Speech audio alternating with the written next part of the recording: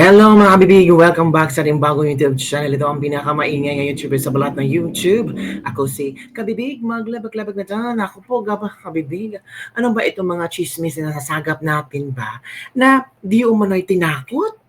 Tinakot nga ba ni General Torre itong mga pulis na dapat daw mandatory attendance at mandatory donation para sa boxing match nila ni Baste. Alam naman yata ni Torre na hindi talaga darating si Baste kasi naka on leave si Baste. Baka bibig, pero tinuloy pa rin ni General Torre at siya ang panalo. Alam niyo naman walang kalaban sino bang babanat sa kanya. Di ba kabibig? Kaya ngayon trending na di umano'y napuno ang area na kung saan doon sila mababoxing dahil daw di umano'y mandatory attendance. Hala ka! Ay, por Diyos por santo naman dyan. Uy, para lang talaga may pumalakpak kay Torre. Alam naman ng mga tao na hindi pupunta si Baste. Grabe daw doon, nag-traffic pa, maraming pulis ang nakabantay. Bakit? Bubumbahid ba yung area na yun? Kasi maraming pulis nakabantay. Alam naman nilang si Baste ay umalis papatang Singapore. Bakit pa nila tinuloy? Kasi si Torre ay may prinsipyo. Isang tao na may sariling boses at talagang naniniwala siya na he needs to stand on his own principle. Pero ngayon kabibig, may banat si sino dito ha? Si General Fillmore Bondeles Escobar. Ano ito kabibig? Nako, ano kaya ito kabibig? Parang shocking revelation ito ha? Parang mandatory daw di umano. Totoo kaya ito kabibig? Ito kasi ang mga pulis o inobligang dumalo sa boxing. Viral ngayon ang screenshot na ibinahagi ni Retired Brigadier General Escobar na tila patunay na pinilit raw ang ilang pulis na dumalo at mag-donate sa boxing match na General Torre at Mayor Baste. Torre, umangal. Fake news daw. Tingnan natin kabibig ha kung saan yung pinost ni General Fillmore Escobar. Hanapin natin si General Fillmore Escobar ba? Kung ito pala yung kabibig, ito pala yun. I-share ko sa inyo ha. Para sabihin nyo naman, hindi na tayo lebak-lebak with evidence talaga tayo mga kabibig. Hindi tayo magsasalita ng walang ebidensya. Ito pala yung kabibig. Kay General Fillmore, Bondeles Escobar yan ha. Ito pala yun. Basahin natin kabibig ha. Din natin makita ba sa inyo? Lakihan natin yung video, yung picture, no? Lakihan natin ng ito. I think so. Kita na ba? Yan. Basahin natin. Sabi dito, good eve po sir, info po sir, detailed kami bukas sa boxing match. Though walang order po, we are instructed to attend and proceed to the event. Iwan ko po paano na-stand ng kapwa ko ng mga blank.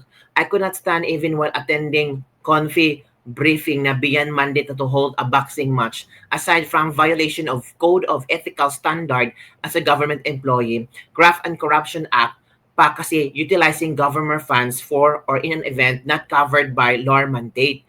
Even it is for a cause or charity, the end does not justify the means po talaga. So sponsor yun ng gobyerno? Yung mga ring, yung mga event na yun, sponsored pala yun ng gobyerno. Pera pala natin yun. Dapat sana libre na lang kasi charity event Ang mga sponsors na lang kung sino gusto mag-sponsor, pero yung manonood, libre nilang pumunta doon. Ito pala. Help Typhoon victims buy tickets for boxing for a cause on July 27, 9 a.m. at Rizal Sports Complex, Malate, Manila. Watch live via PNB FB lecture. Ito yun mga kabibig. Ito yung shinare ni General Escobar. At alam niyo ba kay bibig, nag-react din si General Torre. Of course, kailangan talagang sagutin ni General Torre ito para hindi madungisan yung pangalan niya. Kasi pangalan niya ang nakataya dito. Aside from champion siya sa boxing. Tapos baka madungisan yung pagiging champion sa boxing. Mas makilala ngayon si Torre as champion of boxing, hindi yung magaling na chief PNP sa police. Kayo, mas maalala nyo ni Torre? Yung pagdukot na hindi kong sabi ng ilan. Kabibig, bago na. Ito ang boxing champ. na pwede na siyang tumalo kay Manny Pacquiao. Oh, na nagja-jogging siya habang umuulan. Oh, yung mali-mali yang push-up. Oh, kayo talaga kung ano-ano mga nasa isip niyo. Ito pala ang reaction ni General Torre. Sabi ni General Torre, mga kabibigan, fake news daw ito. Oh, sabi niya, fake news alert. Hindi po totoo na inobliga natin ang mga pulis na umaten sa charity boxing match. Hindi po kailangan kasi kinulang na nga kami ng ticket na maibenta, di ba? Ay, nagbenta pala sila ng ticket. Akala ko for sponsors lang. Dapat sana libre na lang, no? Kasi pera ng gobyerno yata, di umano ang ginamit doong nag-ano sila ng ring, di ba? Kasi, sino nag-sponsor doon? Baka private citizen ka, bibig. Kasi gustong makapanood ba ng boxing match na Baste at ni Torre. Baka private citizen yung kabibig, kabibig ha. Sabi pa ni Torre, ito ay gawa-gawa lamang ni retired Brigadier General Fillmore Escobar na naging regional director sa Davao na mahigit 2 taon. Si Escobar ay isa sa mga general na kasama ni Digong nung hinuli ko siya at ipinadala sa The Hague. So inamin ni Torre na hinuli niya si Digong at pinadala niya sa The Hague. Hala, Torre. Na-screenshot ito ng maraming tao. Hinuli niya si Digong at pinadala sa The Hague. Ito pa, sa buong panahon na nasa Villamor Air Base kami, ni hindi makatingin sa mga mata ko si Escobar dahil sa takot at nung inihatid ko si Digong sa eroplano, dumaan pa kami sa harap niya pero yumuko lang siya. Ni walang attempt na tulungan ang boss niya. Pare-pareho lang silang mga duwag. Hala, pati si PRRD tinawag na duwag.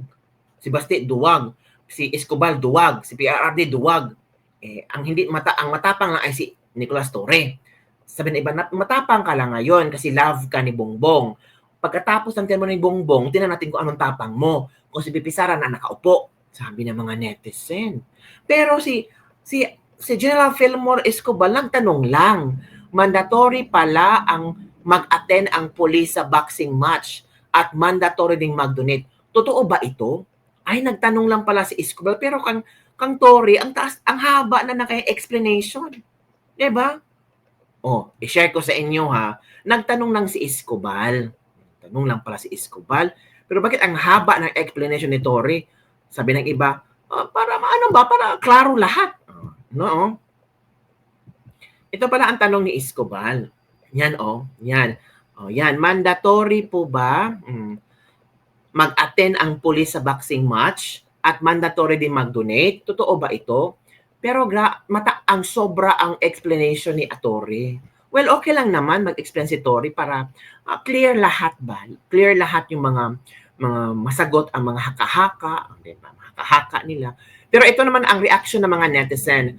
Obvious naman parang halos police nga nandun. The undisputed, the undefeated, the reigning champion against all Koltong DDS, the Chief PNP General Torre daw, the undisputed. What if kaya kung si Torre at Pacquiao mag-boxing, no? Sana maghamon ulit si Baste sa Martes or Miyerkules upang malaman natin kung talagang bang lalaban si Torre. Kaya naman pala ang bilis si Torre dahil alam niyang may travel authority na si Baste sa July 20 pa lang at ang travel July 25 to 29. Si Torre naman tinanggap ang hamon July 24 at nag-set ng boxing July 27. Alam niyang hindi makasipot si Baste. Grabe, ang bilis, no? Ang bilis ng pag-set ng venue. Parang alam na nito, ewan ko ha, pero hindi nga niya tinanong si Baste kung okay ba si Baste nga mag-match tayo July 24. Sumagot ka. Hindi man siya no? Kasi basta ang ginawa ni Torre, nag-set na siya ng date, ng oras, ng venue. Kung pupunta ka, okay. Kung hindi ka pupunta, ako ang panalo. Di ba sa boxing dapat yung dalawa nagsiset ng conditions, ng precautions, ng waiver. Kasi boxing yan di ba? Kaawa-awa naman ang mga pulis, kinaltasan pa di lahat may perang pulis, lalo ngayong Bagyong Heights, kung totoo man maling palakad. Sabi ni Jolly Gayord Sabater. Sablay na naman si Diwata, buko na naman. Hala ka. Pero ako kung totoo man ito or hindi, pero sinabi naman ni General Torre na fake news ito, 'di ba? Pero kung may mga ebidensya kayo diyan mga pulis at gusto niyo magsalita, magsalita kayo. I'm not sure, meron kung magsalita. Meron talagang sapilitang donation, puno ang venue, magkano kayo nalikom? Sana transparent din sila. Sana i-donate nga 300 lowest fee daw, baka upper lang deck yun. Sana nga maitulong nila sa mga nabagyo. Diba? Kung gusto niyo nang tumulong sa lahat ng nasalanta ng bagyo, wala nang istorya kung kanino dumaan ang tulong. May pa-boxing-boxing pa kayo. 'Di ba? So kung talagang gusto mo ng charity, maglabas ka ng own money kung talagang gusto mo. Oh. So yun kabibig ang mga komento ng ating mga netizen, 'di ba? So iba't ibang tao, iba't ibang komento, pero sabi ni Janatori, fake news ha. Fake news yung pinost ni General Escobar, hindi yun totoo. So, yun kabibig ha. Yun ang latest trending news na ating pinag-uusap-usapan ngayon. And kung meron man kayo na malaman pa na mga sa pilitan nga ba? Naku, grabe naman yung sa pilitan, no? Mandatory pala mag-attend ang mga pulis sa boxing match at mandatory ding mag-donate. Totoo ba ito? From General Escobar. So, yun kabibig ang ating latest libak-libak for today. But before that, pakinggan muna natin si General Torre sa kanyang mga statement kay Baste. Okay, share natin si General Torre. Bigyan natin ng ng limelight si General Torre kasi mahirap naman mag-drink pag umuulan, nagtatakbo-takbo ka, ito na. Nakita niyo naman, napakalaki naman ng ating effort at pagod na inilagay dito. At grabe nga ang effort. Nagtakbo ka sa ulan, nag-push up ka, nag-set ka ng boxing ring. Effort na effort yun si General Torre. Oh, di ba? Mga ilang araw siya nag-training. I don't think na he is worth responding to at this point in time. Parang hayaan mo na natin siya sa kanyang mundo. Oh. Hindi na tatanggapin kung bumubog niya sa ibang araw. Sabihin niyo lang at tingnan natin kung anong isasagot natin yan. Pero I don't think really that there's still logic in anything that he say anymore. Parang yun nga ang credibility kasi parang, di ba, maloko mo ako ng isang beses, shame on you. Pag niloko mo ka ng 2 beses, shame on me. At kaya nga nagtataka ako anong klase yung mga supporters meron siya na alam na nanloloko lang yung tao, nagpapaloko na rin lang sila. Tuwang-tuwa naman sila, niloloko sila. So, hindi naman tayo obra doon. Hindi tayo kasali sa mga tao na pwede niya lokohin all the time. So, General, safe to say na ito na po yung huling pagtanggap niya sa amin? I think so. Yeah, marami akong ibang trabaho. And he's really not worth responding to. Yun kabibig ha. Yun ang sabi ni Torre. Pati mga supporters, pinesyon na din niya. Ito na. Char, gaslight pa more. Nako, ginamit ko lang si Basi kasi alam mo na pupunta siya sa Singapore. Noong oras na yan, kaya lakas mo sabihin na linggo kasi wala siya kung talagang palabanin ka, magbigay kayo ng sapat na oras para ma-schedule ng maayos. Di yung ikaw ang masusunod sa schedule mo. Tama, correct ka dyan. Maganda yung sagot ni General Torre. I salute you, General Torre. Keep up the good work. God bless you. Malakas loob mo ngayon kasi nasa Singapore si Baste. Sa Matis nga daw, tuloy na tuloy at wala na siyang gagawin.